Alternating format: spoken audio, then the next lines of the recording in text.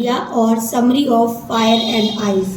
जो fire and ice 10th class की जो पोयम है उसकी समरी और मेन आइडिया में से कोई भी किसी एक सेट में आ जाता है, तो हमें उसको कैसे लिखना है ये हम आज सीखेंगे। इसमें अगर हमारे पास सेंट्रल आइडिया है या समरी है, आपको लिखना बस यही है। 5 नंबर में है, 3 नंबर में है, आपको यही लिखना है। सो लेट्स स्टार्ट करते हैं। Fire and ice is a symbolic poem by Robert Frost. और जो हमारा पिछला पोएम है डस्ट ऑफ स्नो, वो भी रॉबर्ट फ्रॉस्ट की पोएम है, और इसमें भी जो फायर एंड आइस है ये भी रॉबर्ट फ्रॉस्ट के द्वारा लिखी गई है। और जो रॉबर्ट फ्रॉस्ट है वो अमेरिका के पोइट है जो मोस्टली नेचर के बारे में लिखते हैं। The poet want to aware the humanity that everything will end one day as the result of human misdeed. इसमें पॉइंट अवेयर कर रहे हैं मनुष्य को कि जो हमारा वर्ल्ड है, जो संसार है, एक दिन खत्म हो जाएगा, क्योंकि जो मनुष्य का व्यवहार है उसकी वजह से जो हमारा वर्ल्ड है वो खत्म हो जाएगा।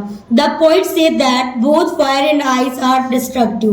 पोइट कहते हैं कि जो फायर और आइस है दोनों ही बहुत ज्यादा खतरनाक है।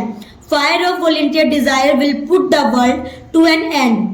जो हमारा फायर है वो जैसे आग होता है, वह फैलता आता है, इसीलिए उन्होंने आग को, फायर को कंपेयर किया है डिजायर से, क्योंकि जैसे मनुष्य के अंदर डिजायर फैल रही है आग की तरह, इससे एक दिन संसार जरूर खत्म हो जाएगा। क्योंकि मनुष्य का जो डिजायर है वो कभी भी खत्म नहीं हो सकता।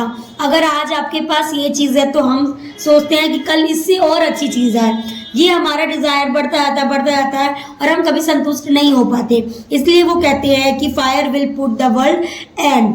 यहाँ फायर किसके लिए? वॉलंटियर डिजायर के लिए कंपेयर किया गया है। If the world had pressed twice then it will put pressed by the hated between man and man. अगर हमारा संसार इस फायर से, ये वॉलंटियर डिजायर से बच भी जाता है तो मनुष्य के प्रति जो एक दूसरे के प्रति घृणा है उससे जरूर खत्म हो जाएगा। Ice has been presented as the symbol of hated. यहाँ पे आइस मनुष्यता के बीच एक दूसरे के प्रति जो घृणा है उसके लिए दर्शाया गया है। आपको फायर एंड आइस की समरी और मेन आइडिया है, आपको बस यही लिखना है। अगर आपको ये वीडियो अच्छी लगी हो तो लाइक, सब्सक्राइब